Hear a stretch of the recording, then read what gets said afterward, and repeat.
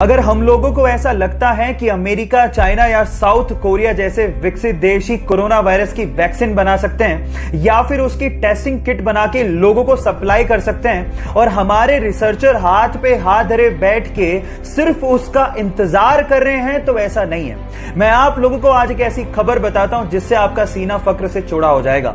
जी हां गाइस, हमारे देश में हमारी मेडिकल संस्थाओं ने और हमारे रिसर्चर्स ने कोरोना वायरस की टेस्टिंग की किट बहुत ही सस्ते दामों पर बना भी ली है और मेडिकल अप्रूवल के बाद वो आप लोगों को अवेलेबल भी हो जाएगी।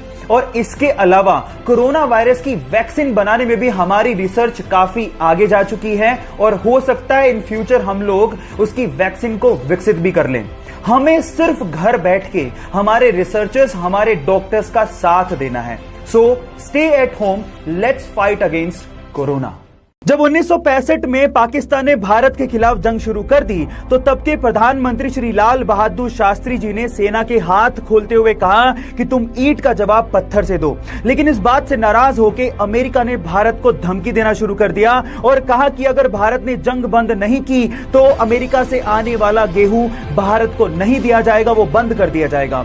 इस बात से लाल बहादुर शास्त्री जी ने सबसे पहले अपने रसोइये को कहा कि तुम अब से सिर्फ एक ही वक्त का खाना बनाओगे और उसके बाद देशवासियों से अपील की कि वो अब एक ही वक्त का खाना खाएं, क्योंकि हम लोग एक वक्त का खाना खा लेंगे लेकिन यूएस की धमकियों के आगे झुकेंगे नहीं।